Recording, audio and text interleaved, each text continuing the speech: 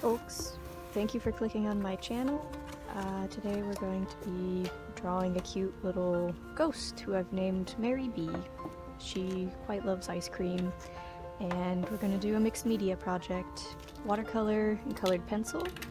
So first I'm just getting out my base supplies, my watercolors, my artist tape, pencil, and an eraser. First things first, we have to stick this paper down to the back of my booklet.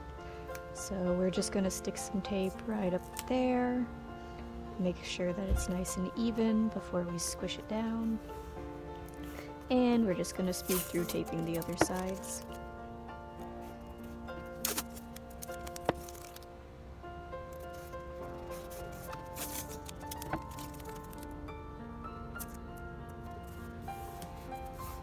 There we go.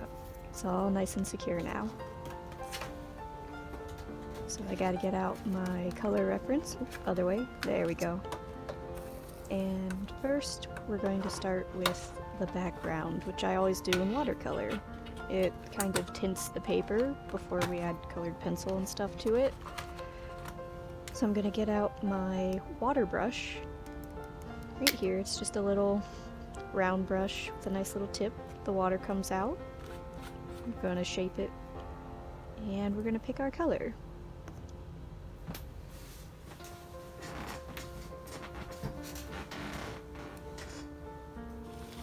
So for this one, I think I'm going to start with a blue background. Potentially something more in the teal sphere.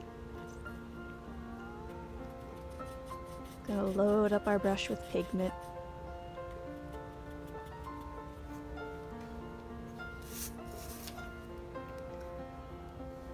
Then I'm just gonna do some strokes. They don't have to be even, just to get a general idea of the background. Little depth, little variation, appreciated in this style. And I go in and I add a few other blues, just to, again, add that richness of depth. And I think I'm going to go a little wild and add some light purple, just as some highlights, just to kind of blend in. And we're going to do some cross strokes. You'll see why later. There we go. Gotta clean your brush on a dirty sponge. Makes all the sense in the world, doesn't it?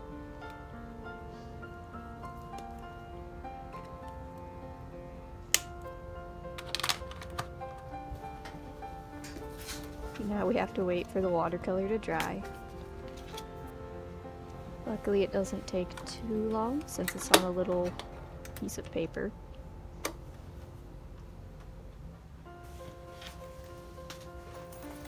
Now we're going to pick out some of our pencils and pens.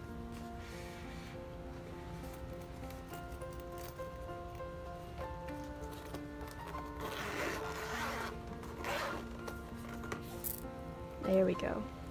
Here's my amazing collection of fine liners. Now we gotta find one that's gonna work for this composition. Since it's on a smaller pad of paper, I'm gonna go for one of the smaller ones, but not too small. I do kind of like a chunkier line. So I'm going with a 05 black fine liner from Prismacolor. And that's what I think I'll do all the outlines with for this.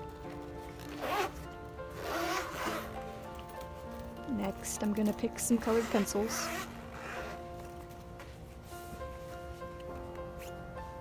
Ah, yes, but first, I should probably get my reference sheet. There we go. There she is. This is the composition that I'm planning on drawing. Mary B. the ghost and her little ice cream. Now we can pick the colors. Let's see, she's a ghost? I think some gel pen would be good. I have a size 10 Sakura Jelly Roll gel pen. One of my favorites. Then, Satisfying Roy G. Biv colored pencil section? Yes. Not only that, but a second section. Mostly skin tones and metallics and neons. Still satisfying. Ghosts, gotta go with the white. I think I'll choose this lighter brown for the ice cream cone. It is a waffle cone after all. And we'll get a couple other brown colors in here. That way we can add some depth to the waffle cone. Because, you know, what's a good waffle cone without good, deep waffle rivets? And I just decided to pick a couple metallics, blue and purple, to kind of go with the background hues. A pink because Mary B has an adorable little bow. And gonna go some more purples. Just kind of getting a feel for this color scheme. I really didn't have an idea of where I was going to go with this until I started in terms of colors. Do yellow for maybe sun rays, because you gotta have ice cream on a nice sunny day. Okay, we got our supplies laid out. Now, has our paper dried yet? It looks like it's bubbling a little bit. It's still not quite dry enough. So I'm gonna peel this back, smooth it out. That way we don't have to deal with the bubble hump that occurs with wet watercolor paper sometimes. I think it's dry enough that we can start some sketching. But since it's still a little damp, I think I'm gonna go with a different pencil. Not one that's mechanical, because that might rip and tear through the still slightly damp paper.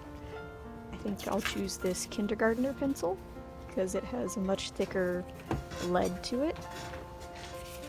And we're just gonna work on sketching out from this thumbnail. Now, it's gonna be hard to see this graphite drawing on the watercolor background, and I do apologize for that, but we're gonna just speed through. I promise it looks very similar to the little thumbnail, just in graphite instead of green colored pencil. There we go, gotta fix that little bit.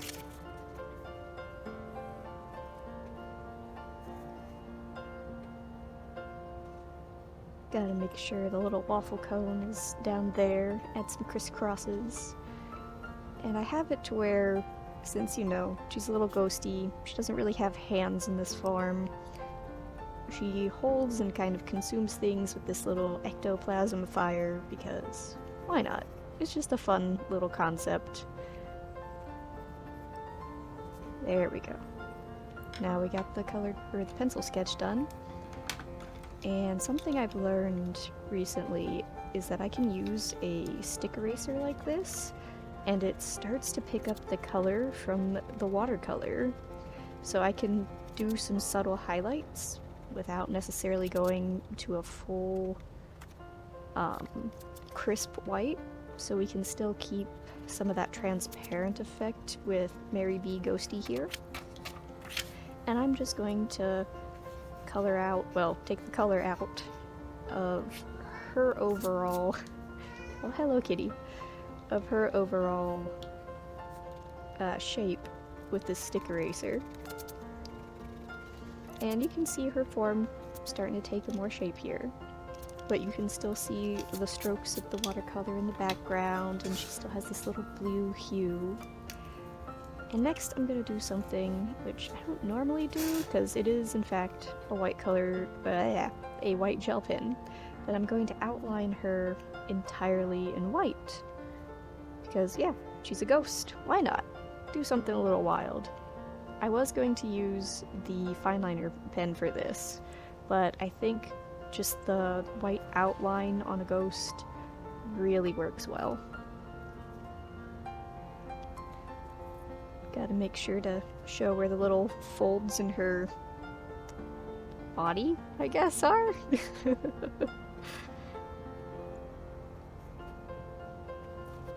Gotta make sure to draw in the winged eyeliner, because, you know, even ghosts can have fabulous wings in the afterlife.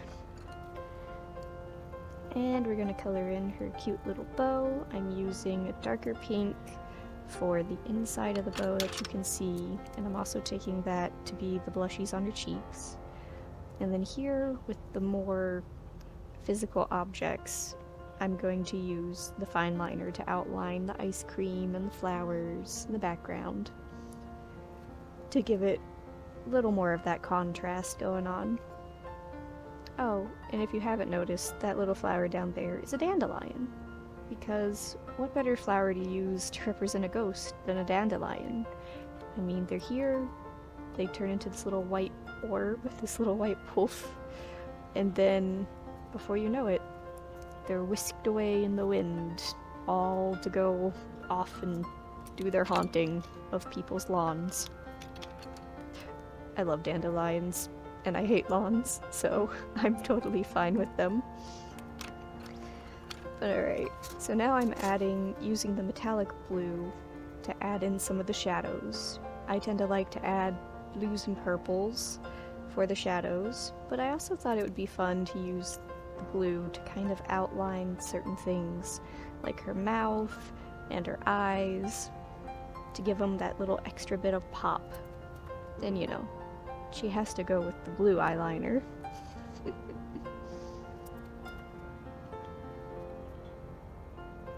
And I'm just kind of filling in the little folds, adding a little bit of a shadow on the underside of the little round bits. Oh, there's the cat again. Gotta add a little shadow there. I'm deciding that I want my main light source to be from the upper left. So I'm gonna take and lighten that a little bit. I tried using the colored pencil to add a bit more pale and white to her, but it didn't work out as well as I was expecting, so I quickly abandoned that and went to going back to the gel pen to outline the fire. Well, magical ghosty fire, I guess. And here I'm using the eraser to pick up color some more to kind of not make the little ghosty fires blend with the background so much when I do decide to color them overall.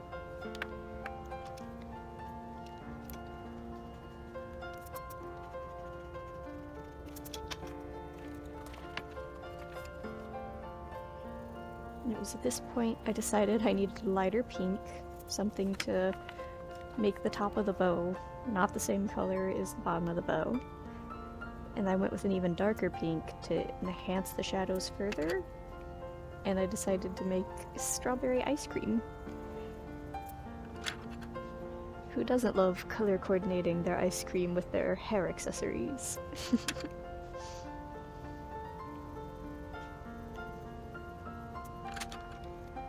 Going in, darkening the shadows, highlighting the highlights, adding some purple to her color scheme. Now I'm starting to color the little ghosty flames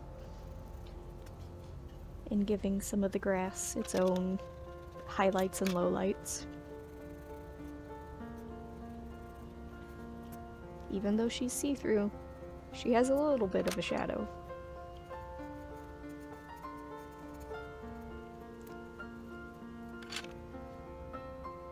There we go, outlining the smaller little flames, giving the dandelions some little white puff-puffs, even having one flutter around in the air by her.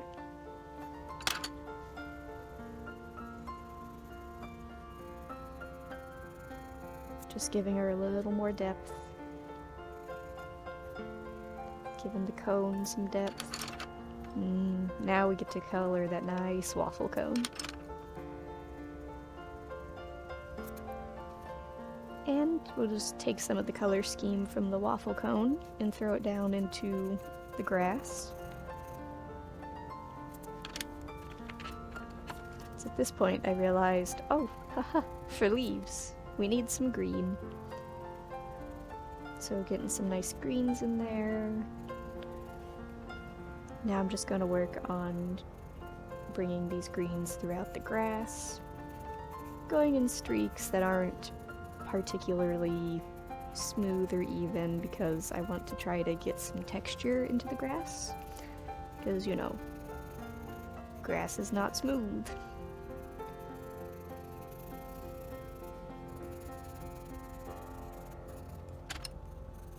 Now I'm going back with some more of the browns, deciding that we need a few different variations of green. A bit of a yellow-green here, really.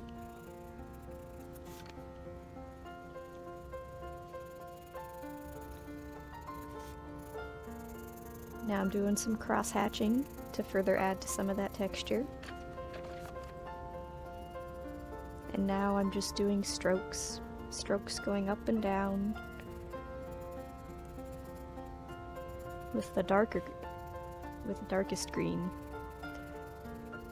See how that texture is starting to pop? It's starting to look like grass blades.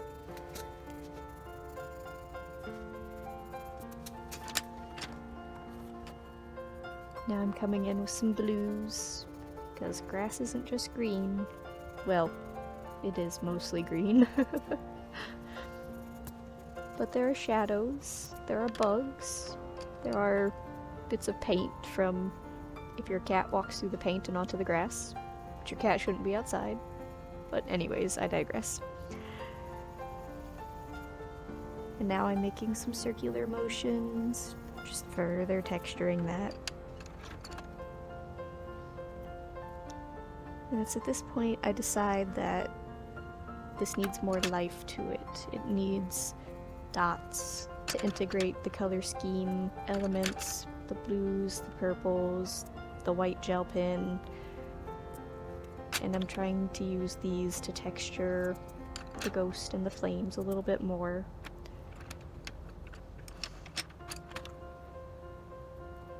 And just, I'm really trying to incorporate the whole color scheme throughout the majority of this composition.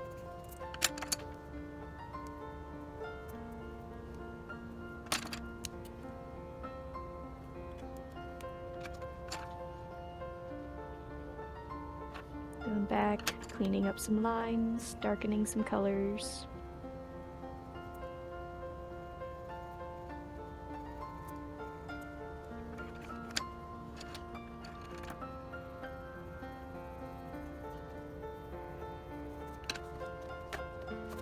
At this point, I decide we need more. We need more texture, we need more color integration, and what better way to do that and to represent the rich biodiversity and life of, like, just the earth in general than by adding gel pen flowers and polka dots around the little flames. So we're going in with a bunch of different colors of little wildflowers, very small, and I'm trying to incorporate elements of the flower dots to parallel with the elements of the color scheme. And it's here that we very carefully untape our project. Watercolor paper is textured. It's unfortunately going to rip with whatever tape you have, but that's okay.